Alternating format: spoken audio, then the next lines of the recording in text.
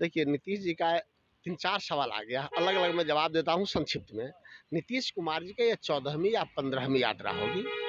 इससे पहले किसी यात्रा में यात्रा के लिए अलग से बजट नहीं बनाया गया था। ये पहला यात्रा है जिसमें सवा 200 करोड़ का बजट बना।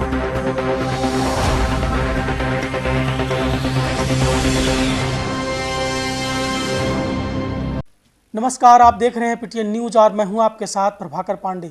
आपको बता दें कि मुख्यमंत्री नीतीश कुमार 15 दिसंबर से बिहार यात्रा पर निकलने वाले हैं और उनके यात्रा को लेकर अब विपक्ष ने विरोध किया है। सीधे तौर पर कहा है कि जब जब नीतीश कुमार बिहार यात्रा पर निकलते हैं तब तब भ्रष्टाचार बढ़ जाता है और ये भ्रष्टाचार पहले से इसीलिए कि यात्रा के लिए पहले से सरकारी भत्ता दिया जाता है, लेकिन फिर भी इतने बड़े सरकारी खजाने का दुरुपयोग क्यों? बिहार यात्रा पर इतने बड़े रुपए आखिर इसका टेंडर क्यों हुआ?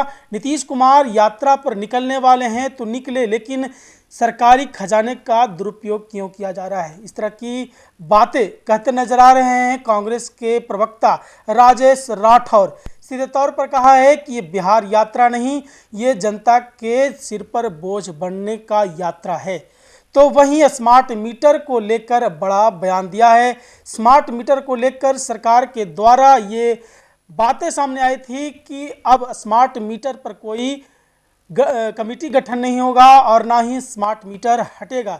इस पर राजेश राठौर ने कहा कि जिस तरह से बिहार में स्मार्ट मीटर एक बहुत ही गंदा खेल है, स्मार्ट मीटर से बिहार के जनता पर भारी बोझ पड़ा हुआ है और जिस तरह से इसमें जो बिजली बिल आ रहा है इससे जनता परेशान है, किसान परेशान है, मजदूर परेशान है। तो इसलिए स्मार्ट मीटर को हटाना ही होगा। और मैं ये कहना चाहता हूँ कि आखिर ऊर्जा विभाग के द्वारा इतने बड़े घोटाले जो हुए हैं वो क्यों, आखिर संजीव हंस ही क्यों जेल के अंदर गए?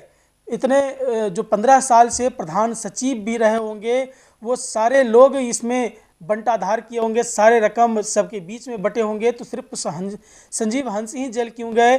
और इसमें जो उसमें मंत्री थे वो मंत्री आखिर क्यों नहीं गए? चूंकि सबका जो मिली भगत होता है तभी कोई घोटाला होता है, और आखिर सिर्फ संजीव हंस ही क्यों गए जेल?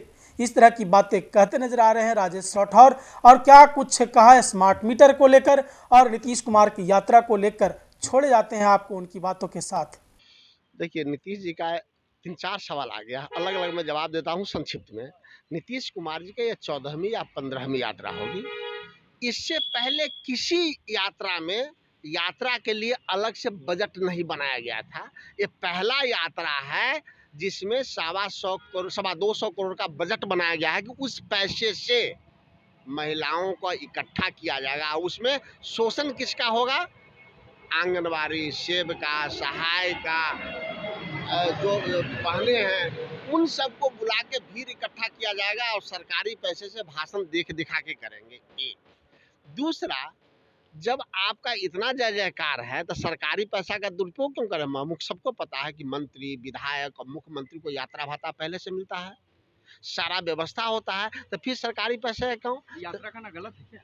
मैंने कहा नीतीश कुमार जी तो 14 यात्रा किए, 15वां यात्रा होगा। ये 15 यात्रा में क्या समझे? क्या भ्रष्टाचार कम किया? जितना बार नीतीश कुमार जी यात्रा पर निकलते हैं उतना भ्रष्टाचार बढ़ जाता है। सबका ऊपर से लेकर नीचे तक के अधिकारी कमीशन खाने लगते हैं, कमीशन बढ़ जाता। नीतीश कुमार के प्रमाण है कि जब जब यात्रा हुआ है उनका भ्रष्टाचार और कमीशन चरम पे गया है। इसका नतीजा रहा है कि पुल उद्घाटन से पहले ध्वस्त होता रहा। यह पहला नीतीश कुमार की सरकार में है। तो नीतीश कुमार जी अनंत यात्रा पे निकलने वाले हैं।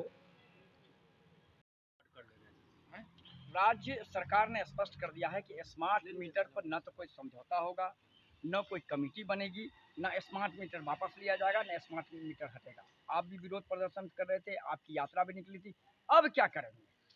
देखिए, सरकार तो भ्रष्टाचार के समर्थन में लिप्त रहती ही है। या कहिए दी कि भ्रष्टाचार कितना हो हम उसके साथ खड़े रहेंगे, कहने में उनका है, लेकिन जनता भ्रष्टाचार के साथ नहीं रहा है। स्मार्ट मीटर के बिलिंग ज़्यादा क्यों है?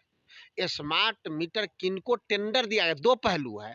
एक तो सीधा स्मार्ट मीटर के माध्यम से जनता का खून चूसा जा रहा है, उसका बिलिंग ज्यादा है और एडवांस पैसे लिए जा रहे हैं। दूसरा, उसके टेंडर में महा घोटाला हुआ है। अभी तो संजीव हंस दलित ऑफिसर थे तो उनको मर्सरीज या फ्लैट के नाम पे अंदर में भेज दिए, लेकिन उसका बाकी का कमीशन कौन लिया? क्या संजीव हंस ही ऊर्जा विभाग के प्रधान थे? मंत्री का कोई रोल नहीं। अगर मंत्री का रोल नहीं है तो उनको बर्खास्त कर दीजिए। अगर मंत्री का रोल है तो मंत्री को क्या मिला? उनको, संजीव हंस को मर्सरीज कार, फ्लैट, और ऊर्जा मंत्री को विजेंद्र जी को क्या मिला? क्यों नहीं सार्वजनिक होता है? इसीलिए मैं कहता हूं कि नीतीश जी के कार्यकाल में ऊर्जा विभाग में जितना टेंडर हुआ है उस सब की जांच होगी और उस विभागों के सभी प्रधान सचिव की संपत्ति की जांच होगी। तो ऊर्जा विभाग के 15 साल में जितने प्रधान सचिव रहे हैं सबके सब सलाखों के अंदर होंगे और मंत्री तो सबसे पहले अंदर जाएंगे। अब क्या करेंगे आप लोग? आज़ादी के समय में हम लोग क्या करते थे? उससे पहले अंग्रेज से मिल जाता था आरएसएस वाला, जनसंघी वाला, हम लोग तो लड़ते रहे, 100 साल तक लड़े, देश को आज़ाद कराए थे। इन लोग तो छोटा मोटा आदमी है, छोटा मोटा भ्रष्टाचारी है, इन लोगों से लड़ेंगे और जनता हमारे साथ है। क्योंकि स्मार्ट मीटर के माध्यम से सिर्फ हमें नहीं, जनता को मतलब स्मार्ट मीटर के माध्यम से दोहरी लूट हो रही है, एक सरकार की खजाने की लूट और दूसरा जनता के खून चूस। तो इससे हम लड़ेंगे, जनता हमारे साथ है और स्मार्ट मीटर वापस लेना होगा, पुराना मीटर लगाना होगा, नहीं तो आंदोलन जारी रहना पड़ेगा। और संजीव हंस की तरह मैं फिर बुला रहा हूँ, बाकी भी प्रधान सचिव को जेल भेजवा के ही दम लेंगे।